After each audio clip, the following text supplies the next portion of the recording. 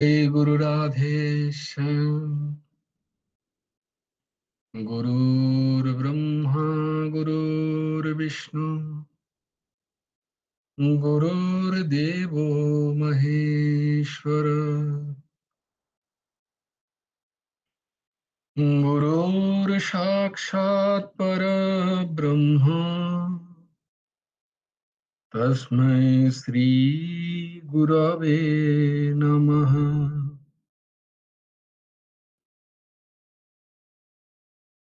कृष्णाय वासुदेवाय हरये परमात्मने प्रणतक्लेशनाशाय गोविन्दाय नमो नमः। कृष्णाय वासुदेवाय देवकीनन्दनाय च नन्दगोपकुमाराय गोविन्दाय नमो नमः।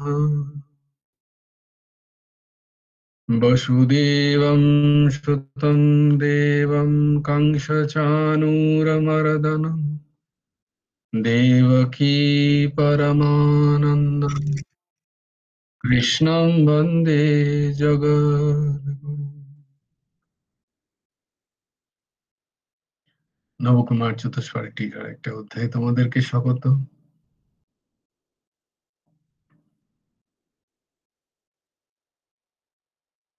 আমরা যে শ্লোকগুলো করছিলাম সেগুলো আজকে কি বলবে? হাত তোলো।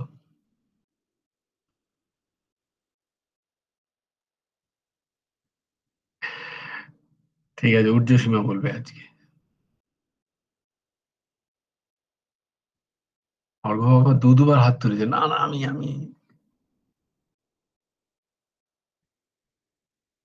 হ্যাঁ বলো।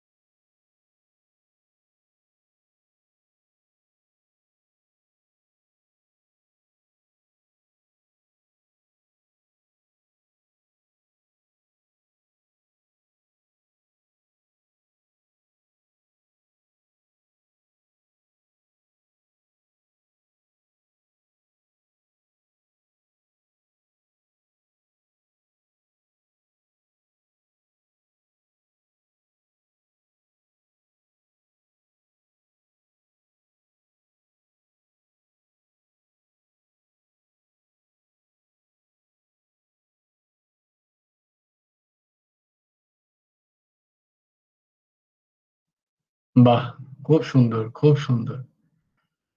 আস্তে আস্তে খুব পলিশড হয়ে যাচ্ছে। উচ্চারণগুলো এরকম আমাদের প্রত্যেকদিন করতে করতে করতে করতে আমাদেরও হয়ে যাবে। বেশ, তাহলে আমরা চলে যাই।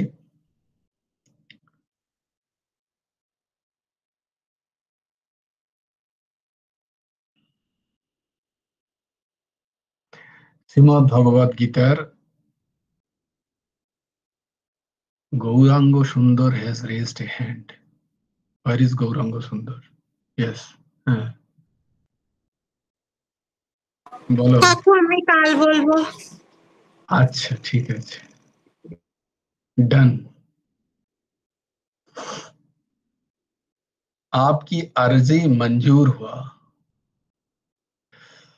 তো আমরা ছিলাম শ্রীমদ্ ভগবদ গীতার দশম অধ্যায়ের 17 নম্বর শ্লোক আমরা কালকে দেখেছি। আজকে আমরা 18 নম্বর শ্লোক দেখব। আমার সাথে সাথে তোমরা উচ্চারণ করো। বিস্তরেণাত্মনো যোগম বিভূতিম চ জনার্দন। বিস্তরেণাত্মনো যোগম বিভূতিম চ জনার্দন। ভূয়ঃ কথয় তৃপ্তির্হি শৃण्वतो नास्ति मेऽमृतम्। भूयः कथय तृप्तिर्हि शृण्वतो नास्ति मेऽमृतम्। विस्तरेणात्मनो योगम् विभूतिं च जनार्दन। भूयः कथय तृप्तिर्हि शृण्वतो नास्ति मे अमृतम्। জনার্দন, হে জনার্দন, আত্মনঃ আপনার, যোগম চ যোগ এবং বিভূতিম বিভূতিগুলি বিস্তরেণ বিস্তারিতভাবে ভূয়ঃ কথায়া পুনরায় বলুন। হি কারণ অমৃতম অমৃতময় বচন শৃণ্বতঃ শুনে মে আমার তৃপ্তি নাস্তি হচ্ছে না। হে জনার্দন, আপনি আপনার যোগ সামর্থ্য এবং বিভূতিগুলো বিস্তারিতভাবে পুনরায় বলুন, কারণ আপনার এই অমৃতময় বচন শুনে আমার তৃপ্তি হচ্ছে না। জনার্দনের অনেক মানে আছে। এখানে কেন জনার্দনের কথা বললেন উনি? কেন জনার্দন?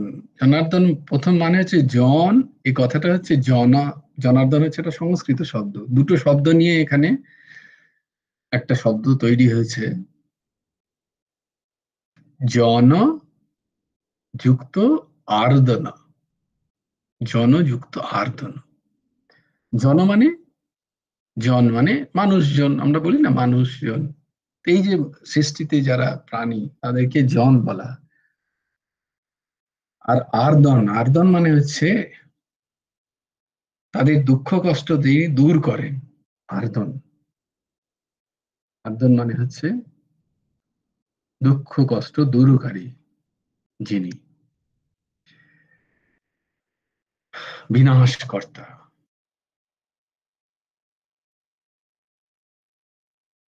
সেই সমস্ত মানুষদের দুঃখ কষ্ট বেদনা ধ্বংসকারী,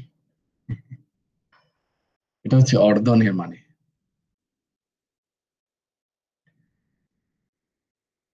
বলছে তাহলে জনার্দন বলে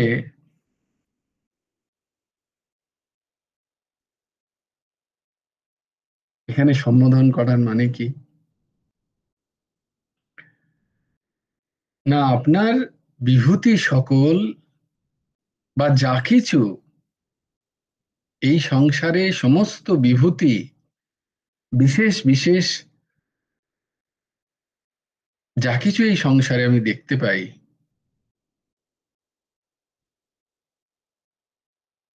তা যদি আপনার বিভূতি হিসাবে আমি চিন্তন করি, তাহলে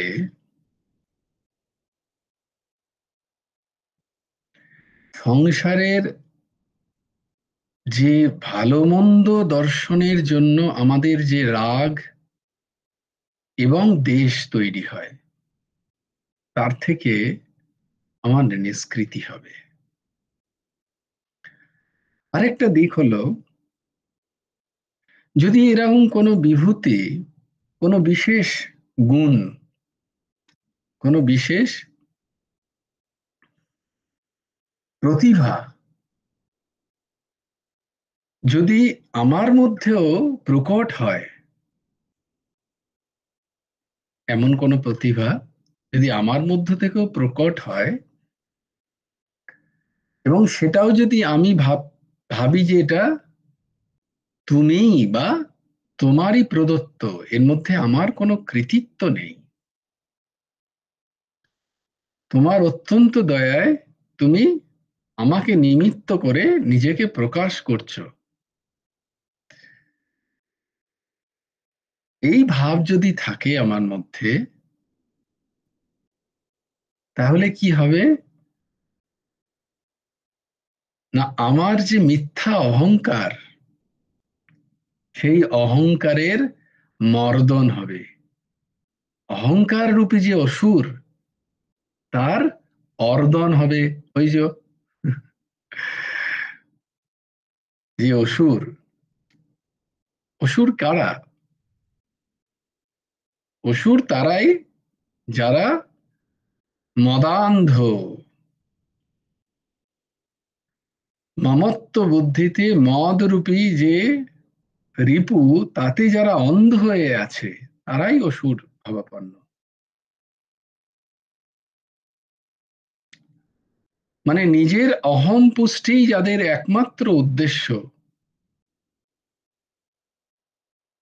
সেই অহম পুষ্টির জন্য তারা অন্যের ক্ষতি পর্যন্ত করতে পারে। এই রকম ব্যক্তি যারা, যাদের একমাত্র উদ্দেশ্য নিজের অহম পুষ্টি, তারা অসুর ভাবাপন্ন।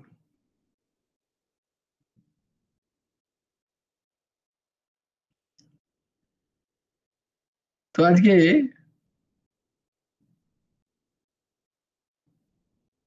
একজন প্রশ্ন করলেন যে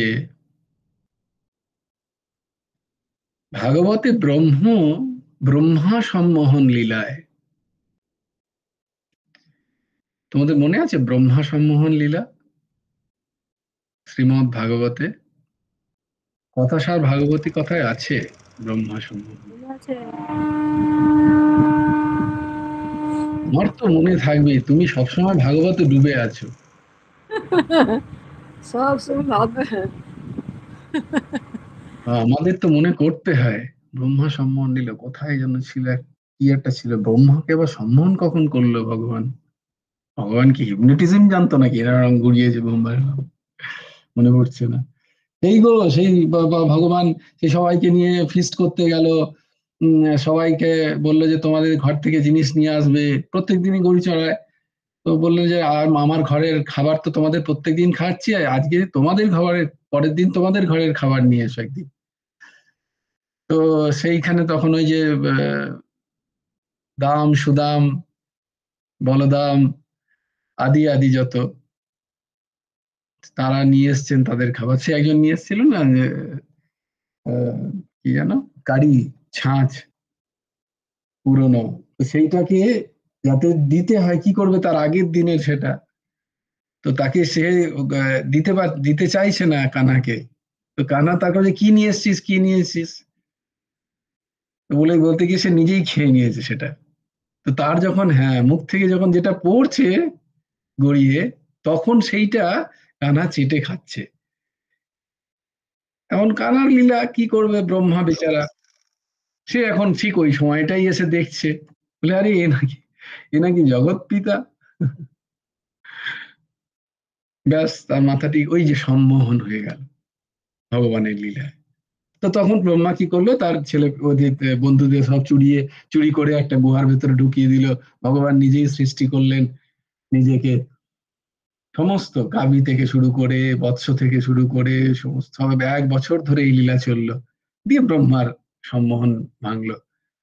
ব্রহ্মাকে তিনি বিভিন্ন চতুরানন ব্রহ্মা থেকে অষ্টানন ব্রহ্মা, 16 মানে অনেক হাজার হাজার কোটি কোটি আহ, মুখ সম্পন্ন ব্রহ্মাণ্ড দর্শন করিয়ে ব্রহ্মার মান মর্দন করলেন। তো একজন প্রশ্ন করলো যে এখানে তো ভগবান ব্রহ্মার বেশ চান্স খুব ভালো, তো উনি তো সাক্ষাৎ ভগবানকে পেয়ে গেলেন, তাই ব্রহ্মার অহংকার তো গেল, ঠিক আছে, কিন্তু আমরা কি করব, আমাদের কাছে তো আর আসছেন না ভগবান। কিন্তু খুব আমাদেরও তো সেই রকমই অহংকার যাচ্ছে বিভিন্ন ভাবে। তাহলে আমরা কিভাবে এই অহং থেকে বাঁচি? কারণ কেউ কিছু বলে দিচ্ছে একটু ভালো, ভালো লেগে যাচ্ছে, আবার আবার পরক্ষণে আবার কেউ একটু খারাপ বলে দিচ্ছে, সেখানে আবার খারাপ লেগে যাচ্ছে। ভালো লাগলে খুব ভালো লাগছে, আবার কেউ খারাপ বলে দিলে কান্না পেয়ে যাচ্ছে। বলছে এই দুটোর কারণ কি? এই দেখো, এই দুটোর মূল কারণই হচ্ছে অহংকার। কেউ খারাপ বলে দিচ্ছে, আমার খারাপ লাগার মূল কারণই হচ্ছে অহং বুদ্ধি। আমার অহংকারে ঠেস পৌঁছয়। আচ্ছা, অহংকার আর অহং বুদ্ধির মধ্যে একটু পার্থক্য আছে। অহং বুদ্ধির স্থূলতা হচ্ছে অহংকার বলা যেতে পারে, মিথ্যা অহংকার। আর অহং বুদ্ধি মানে স্বয়ংকে বোঝায়, যেটা মূল। যদি কখনো কোথাও কেউ প্রশ্ন করে বসে যে অহম আর অহংকার কি এক, তখন বলে হ্যাঁ মোটামুটি তো এক, বলে না, সেটা কিন্তু নয়। অহম মানে অহম ব্রহ্ম, অহম মানে আমি, সেই স্বয়ং, যে স্বস্বরূপ, যার সাথে ভগবানের কোনো পার্থক্য নেই, মানে পরমাত্মা স্বরূপত কোনো পার্থক্য নেই, সেটা হচ্ছে মূল অহম। এটা তো মিথ্যা অহম না। আমি যে দেহদৈহিক বস্তুতে নিজেকে অর্পিত করে রেখেছি আমাকে, তো সেটাকে হচ্ছে আহ, কাঁচা আমি যেটাকে বলে মিথ্যা অহংকার। তো তো সে বলছে যে ভাঙবে কি করে? তো সেখানে আরেক জন যুক্ত ছিলেন, তাকে অনুরোধ করলাম যে আপনি বলুন কিছু, তো তিনি পেয়েছেন কিছু না কিছু হয়তো। তো এইটা পড়তে গিয়ে আহ, দেখলাম যে এখানে জনার্দন কথাটা যখন বলছেন, তার মানে হচ্ছেন ভগবান, তুমি হচ্ছ গিয়ে সেই অর্দন মর্দনকারী, সেই অসুর, অসুর স্বরূপ যে অহম, রিপু, এই রিপুগুলো প্রত্যেকটাই অসুর স্বরূপ। আমাদের আসুরি বৃত্তি এরা প্রকট করে। যার যত বেশি রিপুর প্রতি টান, বা রিপু যাকে যত বেশি বশ করে, সে তত বেশি আসুরি প্রকৃতির। কারণ এই রিপুর মূল কারণই হচ্ছে আহ, ইন্দ্রিয়ের আহ, ইন্দ্রিয়ের স্যাটিসফ্যাকশন, মানে যারা বেশি বেশি ইন্দ্রিয় পরায়ণ। তো জনার্দন, তো আমরা যদি, গুরুদেব বলছেন যে অহম দূর করার সব থেকে সোজা, সুগম এবং সর্বোত্তম পথ হচ্ছে ভগবান নাম। ভালো লাগে না লাগে, জিহ্বায় নাম, গুরু প্রদত্ত মন্ত্র যদি পেয়ে গিয়ে থাকি, তো সেটা হচ্ছে সর্বোৎকৃষ্ট। সব থেকে নিরন্তর গুরু মন্ত্র জপ করলে অহম বিগলিত হয়, গুরুদেব লিখেছেন। এবার গুরু মন্ত্র তো আমার হয়নি, বলে তাহলে তখন তুমি ভগবান নামের সাহারা নাও। ভগবান নাম এমন একটি জিনিস যা দুজনকেই নামায়, বারবার বলেছি। গুরুদেব নাম মহিমায় লিখছেন যে ভগবানকেও তার সেই চিরবৈকুণ্ঠ থেকে এই ধরাধামে বৃন্দাবনে নামিয়ে নিয়ে আসেন লীলা করার জন্য। আর যিনি সাধক, তারও অহংকে তিনি চূর্ণ বিচ্ছিন্ন করেন বারংবার বিভিন্ন উপায়ে। যে নাম নেবে, নামের প্রতি যার নিষ্ঠা জেগেছে, কলিতে নাম, হরের নাম, হরের নাম, হরের নামৈব কেবলম, কালৌ নাস্তেব নাস্তেব নাস্তেব গতিরন্যথা। এই যে কালৌ মানে কি, এই যে ঝগড়াঝাঁটি হয় তার কারণ কি? অহংকার, অহম, অবিদ্যা, অজ্ঞান থেকে প্রাপ্ত যে কাঁচা আমি, সেটাই আমাদের ঝগড়াঝাঁটির কারণ। এখানে অহং নেই, সেখানে কলহ নেই, আর যেখানে কলহ নেই সেখানে কলিও নেই। তো অহং দূরীকরণের কারণ, তুমি বলবে তাহলে তুমি ভগবান ওখানে করছেন, এখানে ভগবানের নাম করছেন। বলছে হ্যাঁ, যেই নাম সেই কৃষ্ণ, যেই নাম সেই কৃষ্ণ। মানে কৃষ্ণ আর কৃষ্ণের নাম মধ্যে বিন্দুমাত্র কোনো পার্থক্য নেই। তোমার সাথে যতক্ষণ তোমার নাম স্মরণ হচ্ছে, জানবে ভগবান আছেনই আছেন। ভগবান তো সর্বক্ষণ সবসময় আছেন আমাদের সাথে, কিন্তু যতক্ষণ আমি স্মরণ করছি, নাম স্মরণ হচ্ছে, ততক্ষণ ভগবান নিরন্তর আমাদের মধ্যে বাস করছেন।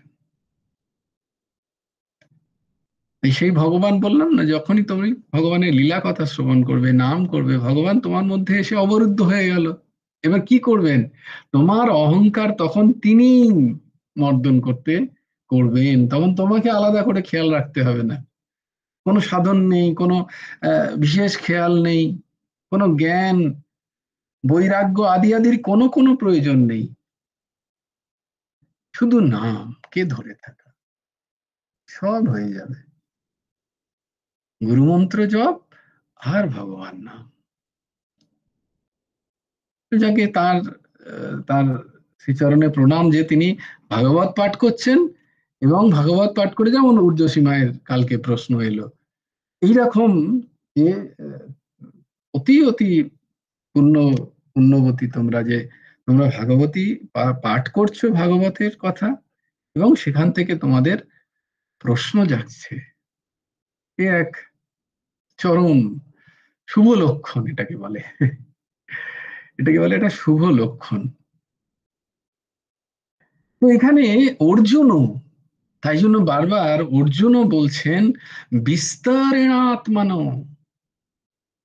আপনার এই যে বিভূতিঞ্চ, বিভিন্ন বিভূতিগুলো আরো বিস্তারিত ভাবে আমাকে বলুন। তার মানে দেখো, এতক্ষণ অর্জুন শুনেও অর্জুনের কিন্তু তৃপ্তি হয়নি শুনে। এইটা হচ্ছে কথা শ্রবণের শুরু। আমি অনেক শুনে নিয়েছি থেকে, না না না, আমার হয়নি শোনা, কি তৃপ্তি হলো না, আরেকটু হলে ভালো হতো, আরেকটু হলে ভালো হতো। এই অতৃপ্তি হচ্ছে, এটা হচ্ছে শুভ সূচনা। কথার প্রতি, কথার প্রতি আমার যে আসক্তি জাগছে, কথা শুনতে আমার ভালো লাগছে, এটা হচ্ছে সেই কথা শুনে অতৃপ্তির একটা ভাব থাকা, যে আরো শুনি, আরো শুনতে চাই, আরো শুনতে চাই। যে তৃপ্ত হয়ে যায় সে কথা শুনেনি।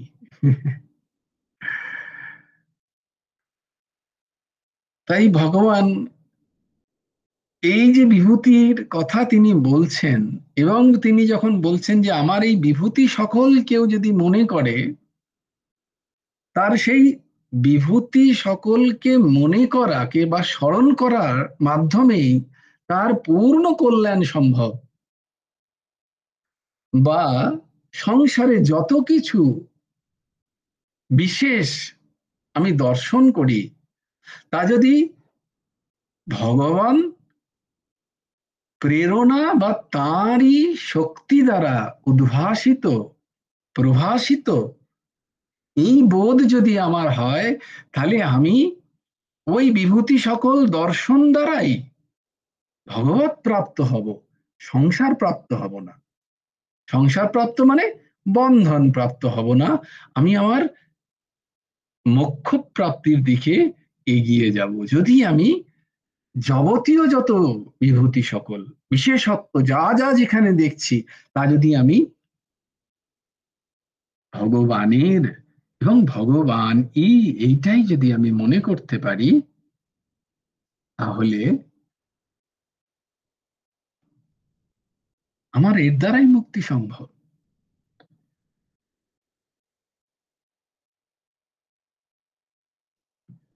তো বলে যে ভগবানের কথা এত শুনলে মনে হবে না যে একঘেয়ে জিনিস? এইটাই পার্থক্য। সংসারী কথা বরং একটা কথা বারবার যদি আমরা শ্রবণ করি, ভালো লাগে না।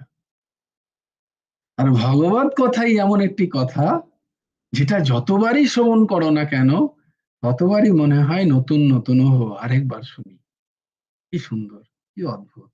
এইটা যার ভেতরে একবার এলো, জানবে ভক্তি রানী তাকে একটু কৃপা করেছেন। ভক্তি মহারানীর তার কৃপা হয়েছে তার প্রতি, তাই জন্য তার ভগবানের কথা ভালো লাগছে। এই চারটিখানি জিনিস নয়, ভক্তি মহারানীর কৃপা আছে। হ্যাঁ, সেক্ষেত্রে এখানে কিন্তু খুব সাবধান, নিজের অহংকে নিয়ে এসো না, আমি শুনি এই ভাব নয়। তাহলেই ভক্তি মহারানী খুব লাজুক, এবং তিনি হচ্ছেন, বলেন যে তিনি অতি পতিব্রতা নারী, ঘুমটা দিয়ে থাকেন সব সময়। যখনই অহম রূপী পুরুষ মনের মধ্যে এসে যায়, তিনি সঙ্গে সঙ্গে অন্দরমহলে ঢুকে যান। তিনি অন্য পুরুষের দর্শন করেন না, তিনি একজন পুরুষকেই মানেন, শ্রীকৃষ্ণ। তাই যখন অহম ঢুকে যায় যে আমি শুনছি, আমাকে গিয়ে শুনতে হবে, তাহলেই গেলাম। হে প্রভু, তোমার বড় কৃপা, তুমি আমাকে তোমার কথা শোনাচ্ছ, শোনানোর সুযোগ করে দিচ্ছ। এই হচ্ছে দীনতার ভাব। যার মধ্যে এই ভাব হবে, জানবে ভক্তি রানীর তার কৃপা হচ্ছে। আস্তে আস্তে বর্ধিত করতে হয় এটাকে। এটা প্রাকৃত বস্তুর মতো নয়, অপ্রাকৃত, অলৌকিক। এইটাই অলৌকিক। আমরা অলৌকিক বলতে যা বুঝি, সেগুলো সব অলৌকিক নয়, ওগুলো ভ্রান্তি, ওগুলো দ্বারা কিছু হবে না, ওগুলো দ্বারা বিশেষ কোনো উন্নতির সম্ভাবনা নেই, ওতে চমকে যে কোনো লাভ নেই, ওটা পথ নয়, ওটা বরং পথের থেকে সরে যাওয়া। কোথাও অলৌকিক দেখছি, কোথাও চমৎকার দেখছি, ওই সব খোঁজ করে কোনো লাভ নেই। ওতে আমার কোনো পারমার্থিক উন্নতির সম্ভাবনা নেই। এইটা অলৌকিক, এইটা চমৎকার, যে আমার ভগবানের কথায় মন বসছে, আমার ভালো লাগছে, আমার সংসারের কথা ভালো লাগে না,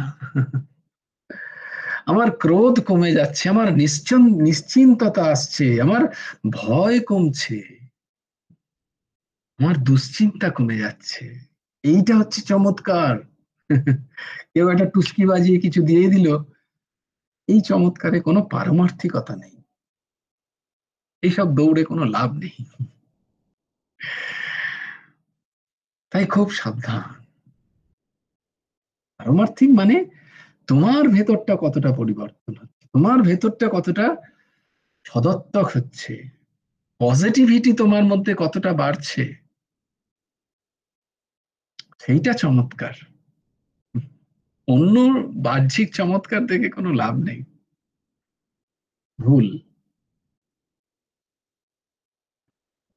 তাই ভগবান কৃপা করে পরের শ্লোক থেকে তিনি তার বিভূতির কথা আবার বর্ণনা করছেন অর্জুনকে। হন্ততে কথয়িষ্যামি দিব্যা হ্যাত্মা বিভূতয়ঃ। হন্ততে কথয়িষ্যামি দিব্যা হ্যাত্মা বিভূতয়ঃ। প্রাধান্যতঃ কুরু শ্রেষ্ঠ নাস্ত্যন্তায় বিস্তরস্য মে। প্রাধান্যতঃ কুরু শ্রেষ্ঠ নাস্ত্যন্ত বিস্তরস্য মে। হন্ত তে কথয়িষ্যামি দিব্যা হ্যাত্মা বিভূতয়ঃ। প্রাধান্যত্যঃ কুরু শ্রেষ্ঠ নাস্ত্যন্ত বিস্তরস্য মে। শ্রী ভগবান বাচ। ভগবান বলছেন, আচ্ছা আচ্ছা ঠিক আছে ঠিক আছে, এতবার বলার দরকার নেই, এত হাত জোর করার দরকার নেই, আমি বলছি বলছি অর্জুন। একবারে সেরকমই বলছে, হন্ত মানেটা সেরকমই। আচ্ছা ঠিক আছে রে বাবা, ঠিক আছে বলছি। তো উতলা হচ্ছে কেন? দিব্যা আত্মবিভূতয়ঃ, আমি আমার প্রধান দিব্য বিভূতিগুলি তে তোমার জন্য প্রধানত, প্রাধান্যতঃ সংক্ষেপে, কথাই প্রধান প্রধান, কথাই আমি বলছি হে কুরুশ্রেষ্ঠ, কারণ হে কুরুশ্রেষ্ঠ মে বিস্তারস্য, আমার বিস্তারিত বিভূতির অন্ত নাস্তি, কোনো অন্ত নেই। ভগবান বলছেন আমার বিভূতি যদি আমি বর্ণনা করতে করতে যাই, আমিই পারবো না বর্ণনা করতে। এত আমার বিস্তার, এত আমার বিভূতি। তাই সেখানে থেকে প্রধান প্রধান জিনিসগুলো আমি তোমাকে বলছি, বলার চেষ্টা করছি। ভগবান বললেন আচ্ছা ঠিক আছে, আমি আমার প্রধান দিব্য বিভূতিগুলি তোমার জন্য সংক্ষেপে বলছি, কারণ হে কুরুশ্রেষ্ঠ, আমার বিস্তারিত বিভূতির কোনো অন্ত নেই। ভগবানের বিস্তার ব্যাপক, তার সমস্ত জায়গায় বিভূতির দর্শন। বলবে আমরা তো বিশেষ বিশেষ রূপটাকেই বিভূতি বলি, বললে না, প্রত্যেকটা বিষয়ে একটা না একটা বিশেষত্ব আছে। কোটি কোটি সৃষ্টিতে প্রত্যেক বিষয়ে কোনো না কোনো বৈশিষ্ট্য আছে, তাই জন্যই সে এই পৃথিবীতে। এমন কিছু নেই, এমন কোনো পদার্থ নেই, কোনো প্রাণী নেই যার কোনো বিশেষ বৈশিষ্ট্য নেই এই প্রকৃতিতে। এই প্রকৃতিতে প্রত্যেকের কন্ট্রিবিউশন আছে, সব থেকে লেস কন্ট্রিবিউশন হচ্ছে মানুষের। মানে প্রত্যেকের কিছু না কিছু অবদান আছে এই প্রকৃতিতে, সব থেকে কম অবদান হচ্ছে মানুষের, এবং মানুষই সব থেকে ভোগ্য এই প্রকৃতি। বাকি প্রকৃতির একটা ছোট থেকে ছোট প্রাণীরও সে কিছু না কিছু দিচ্ছে, আমরাই খালি সব নিই। মনুষ্কুল। তাতেও ভগবান কিন্তু রাগ করছেন না, বলছেন তোমাদের আমি তৈরি করেছি সেই চরম প্রাপ্তির জন্য, তুমি সব করো ঠিক আছে, কিন্তু এতে ফেসো না, কারণ এই মনুষ্য শরীরই একমাত্র মোক্ষদ্বার। তাই ভগবান বলছেন অর্জুন, তুমি আমাকে এত বললে যে তদ্বিদ্ধি প্রণিপাতেন পরিপ্রশ্নেন সেবায়। তিনি এত অনুনয় বিনয় করে ভগবানকে তার বিভূতির কথা বলতে বলছেন যে ভগবান আর থাকতে না পায়, বলেছে ঠিক আছে আবার আমি বলছি তোমাকে। এবং আমার যে বিস্তারিত বিভূতি, যা প্রত্যেক জায়গায় দিব্যাতি দিব্যতার বহিঃপ্রকাশ, আমাদের সেটা বোঝার ক্ষমতা নেই, বোধগম্য নয়। সেটা আলাদা কথা।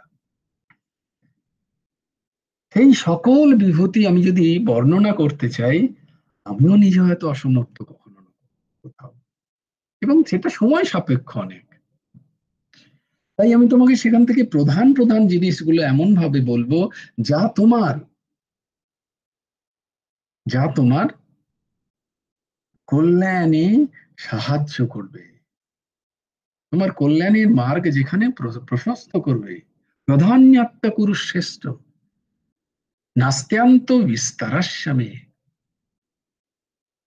অর্জুন যখন বলছেন আপনি আপনার বিভূতি সমূহ বিস্তারিত ভাবে সম্পূর্ণরূপে বলুন, তখন ভগবান বলছেন আমার বিভূতিগুলো সংক্ষেপে তোমায় বলবো। কারণ তুমি যেটা চাইছো সেটা সম্ভব নয়, না তোমার শ্রবণ ইন্দ্রিয় সেটাকে ধারণ করতে পারবে, তার দ্বারা প্রবেশ হবে, না সেটাকে তুমি উপলব্ধি করতে পারবে। কারণ তার কোনো, আমার বিভূতির কোনো অন্ত নেই, অনন্ত বিভূতি, তাই তার নাম অনন্ত।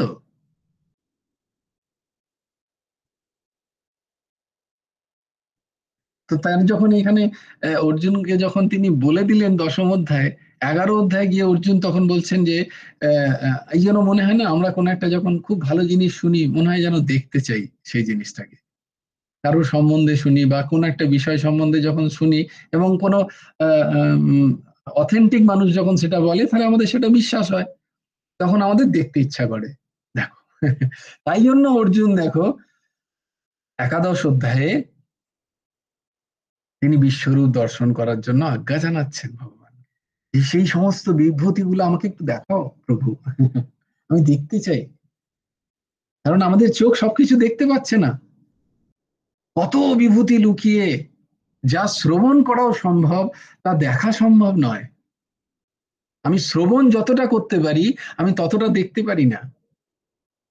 তাই শ্রবণ ইন্দ্রিয়কে বলা হয় চক্ষু ইন্দ্রিয়র থেকেও প্রবল, মানে ক্ষমতা তার অনেক বেশি। যত আমরা শ্রবণ করতে পারি তত আমাদের দৃষ্টিশক্তি নেই, কিন্তু আমাদের ইচ্ছা হয় যদি কোনো একটি বিষয়, তাই জন্য ভগবান বলছেন তোমাকে আমি কিছু সিলেক্টিভ, আমি কিছু কিছু যেগুলো আমি মনে করছি সেইগুলো তোমাকে আমি বলবো।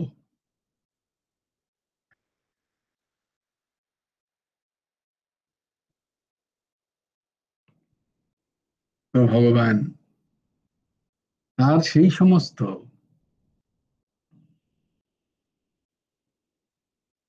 যে সমস্ত বিভূতি যা আমাদের মনকে,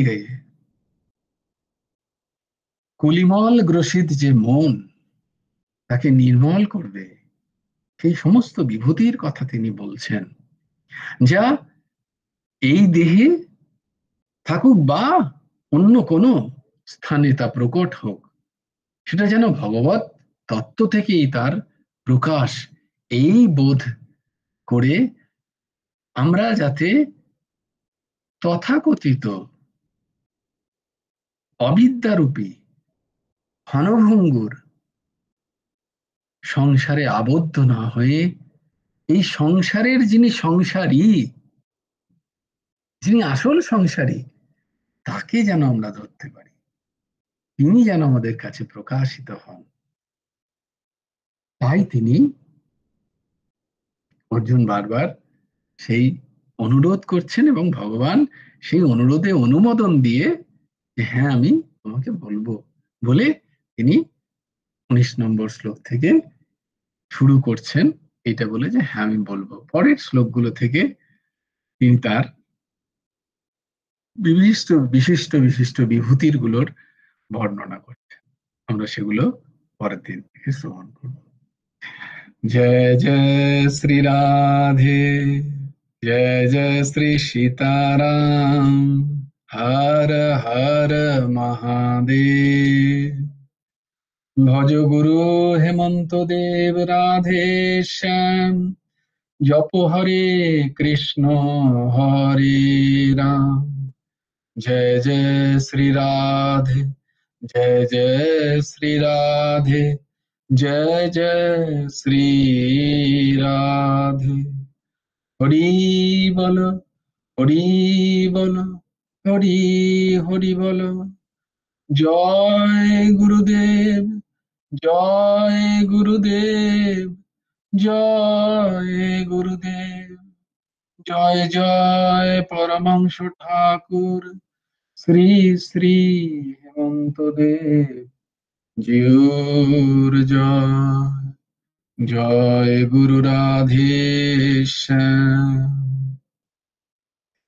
রাধেশ্যাম রাধেশ্যাম, শ্যাম শ্যাম রাধে রাধে, রাধে কৃষ্ণ, রাধে কৃষ্ণ, কৃষ্ণ কৃষ্ণ, রাধে রাধে। জয় গুরু রাধেশ্যাম। শ্রী গুরার্পণমস্তু, শ্রী হেমন্ত দেবার্পণমস্তু।